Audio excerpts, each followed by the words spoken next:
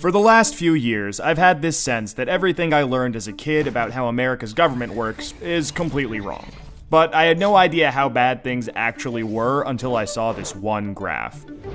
Researchers at Princeton University looked at more than 20 years worth of data to answer a pretty simple question. Does the government represent the people? Now, this is what they found. This axis here represents public support for any given idea. On the left, at 0%, are ideas that not a single American wants. On the right, at 100%, are ideas that everyone supports. This axis represents the likelihood of Congress passing a law that reflects any of these ideas, from a 0 to a 100% chance. On this graph, an ideal republic would look like this. If 50% of the public supports an idea, there's a 50% chance of it becoming law. If 80% of us support something, there's an 80% chance. You get the idea. Now, most Americans would probably agree that, with a few exceptions, we should be as close to this ideal as possible. Unfortunately, the way America actually works doesn't even come close. Take an idea that nobody supports, literally nobody, and it has about a 30% chance of becoming federal law.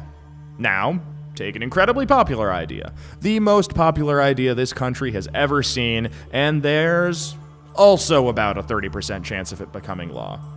This means that the number of American voters for or against any idea has no impact on the likelihood that Congress will make it law. Put another way, and I'm just going to quote the Princeton study directly here, the preferences of the average American appear to have only a minuscule, near zero, statistically non-significant impact upon public policy. So if you've ever felt like your opinion doesn't matter and that the government doesn't really care what you think, well, you're right. But there's a catch. This flat line only accounts for the bottom 90% of income earners in America. Economic elites, business interests, people who can afford lobbyists, they get their own line. Look at how much closer their line is to the ideal. When they want something, the government is much more likely to do it. And when they don't, they have the power to completely block it from happening, no matter how much the rest of the country supports it. They get what they want, and guess who ends up paying for it? We pay for it with the most expensive healthcare in the world. We pay for it with a tax code that's a complete mess. We pay for it with internet that's slower and more expensive, with wasteful spending, a floundering education system, a catastrophic drug war, and 1 in 5 American children born into poverty. Almost every major issue we face as a nation can be traced back to this graph. How does this happen? Well, just follow the money. Right now, it's perfectly legal to buy political influence in America.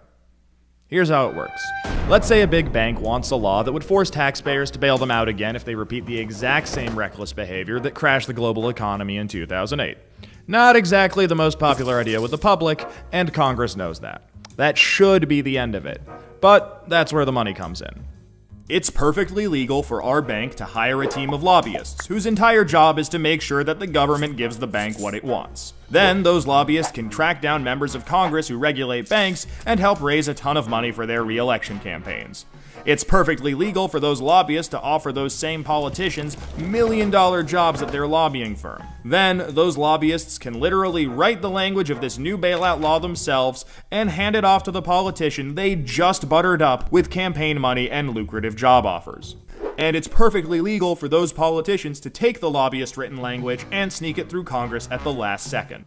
So now you've got a law that greatly benefits the banks, and the whole process can start over. This is how a bill becomes a law. A special interest hires some lobbyists, those lobbyists collect campaign contributions, offer jobs, and then write the laws that Congress then passes to help those same special interests. This happens every day on every single issue with politicians of both parties. In the last 5 years alone, the 200 most politically active companies in the United States spent $5.8 billion influencing your government. Those same companies got $4.4 trillion in taxpayer support. And that's trillion, with a T. And that's just the top 200 companies. Never mind every other special interest, every union, every trade association, and every billionaire. Every single one of them can use their money to buy political influence. You know, there's this idea out there that this only became a problem after the Supreme Court's Citizens United decision in 2010. But the data goes back almost 40 years, and the results are clear. Corruption is legal in America. And as long as it is, anyone who can spend money to buy political influence will. The solution here isn't rocket science. Make corruption illegal. We already know Congress won't do it. I mean, one look at this chart will tell you that. What we need is a plan that lets us go around Congress and do what the American people do best. Fix this mess ourselves. Well, good news. We have that plan and it's already working. Now that we've got the problem covered, let us show you how to be part of the solution.